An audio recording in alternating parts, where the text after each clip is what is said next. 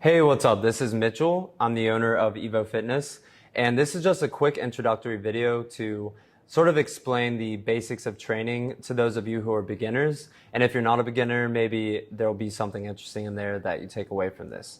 But basically, I'm just going to be going through how to make progress when training, like just basic principles to keep in mind as you go forward in time and try to improve. So the first thing is just like with weight training or going to the gym or like even doing bodyweight training, the main thing with the EVO Gym and going to the gym and bodyweight training is progressive overload.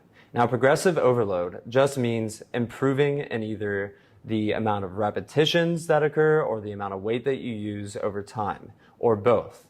So, for example, if you're doing bicep curls and you do 20-pound hammer curls, then let's say you do it for 8 reps, then you might want to try 9 repetitions your next time. Let's say that you get to 10 repetitions the next week. Then maybe you want to try out 30 pounds, and maybe you get 30 pounds for 6 reps, and you work your way up over a few weeks or a few months to get to 12 reps. And generally, that's the way that progressive overload occurs over time. And what I'm talking about here is actually called linear progression. This is the kind of progress that beginners and intermediate lifters will be making while they're lifting. There's other ways of scheduling and organizing your training to make improvement in ways other than linear periodization. But if you're a beginner, then that is the way to improve with your training. Just make sure that you increase the number of repetitions, or the amount of weight that you're using during your workouts. That's the main way to progressively overload. So the next thing that I want to point out is that it's going to be really important to track your improvements.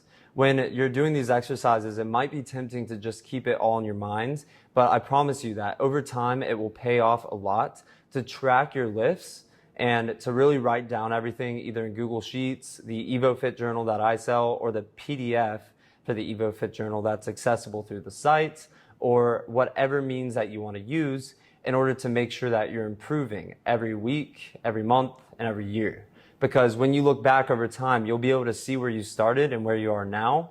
And not only that, but you'll be able to look at this journal and you'll be able to you'll be able to say how much weight you want to do this week. And you'll be able to say exactly how much you did last week, where you failed, where your sticking points were. You'll know how many sets you did, how many reps you did, and how much weight you used. Knowing that concretely and not having to rely on your memory is a great way to make sure that you keep consistently improving over time. So I highly recommend that you write these things down and track them. Another important note is that nutrition is absolutely essential, whether you want to gain muscle or lose weight. And there's no way around it. Like, you need to be making sure that you keep track of your nutrition. So whether you're eating out a lot or making your own food, it's pretty simple to just figure out how many calories you're eating and making sure that you're either in a caloric surplus or a caloric deficit. Now, because this video is just covering the basics, it's generally recommended that if you're trying to gain muscle, you eat in about a 300 calorie surplus and you eat about 0.82 grams of protein per pound of body weight. So you could also just say 1 gram of protein per pound that you weigh as well, to keep it simple. So I weigh about 185, 190 pounds. So I would eat 185 or 190 grams of protein every day to make sure that I'm able to keep progressing and putting on muscle. And I would also need to make sure that I'm doing that while in a caloric surplus.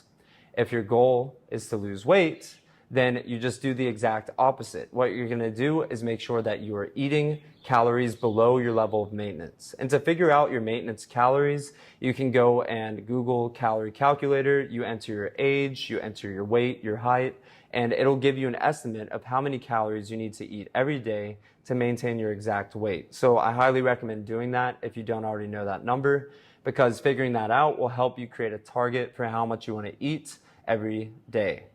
And another little mistake that a lot of people make is that they actually track their weight every day and they take it too seriously if they're up or down a few pounds. Really what's going to happen is you fluctuate every day from the morning to night.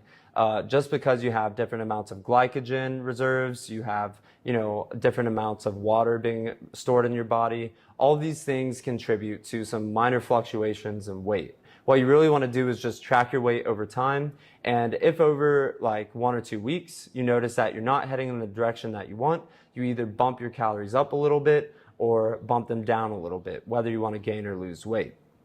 So it's something that you want to make incremental changes with over time, because once you find that right number, you're going to be able to just continue fine-tuning it and continue making progress and continue like either on your weight loss journey or your muscle gaining journey over time.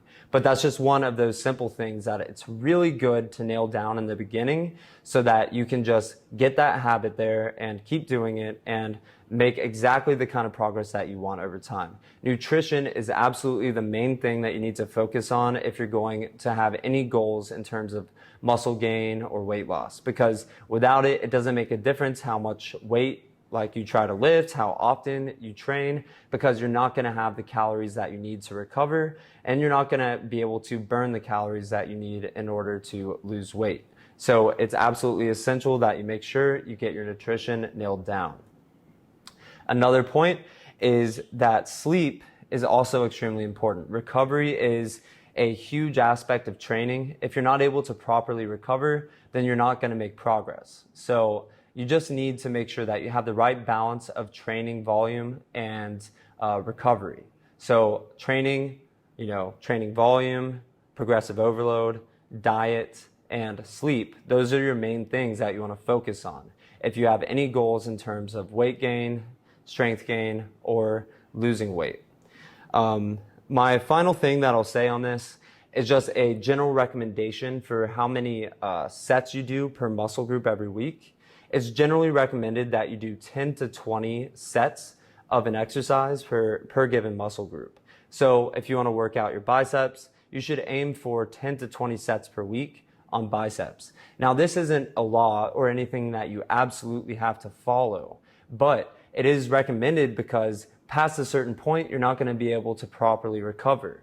So what I mean by this is, let's say you're working out your chest 2 days a week. Well, let's say you do like floor presses, and let's say that you're doing like basically flies for your chest. And let's say these are the 2 exercises that you're focusing on, your main exercises, and you're going to do them twice a week. Well, let's say that on Monday you do 4 sets of floor presses and you do 5 sets of flies. And on Thursday you do 4 sets of floor presses and 5 sets of flies. Well, you're going to be at 18 total sets for that week for your chest.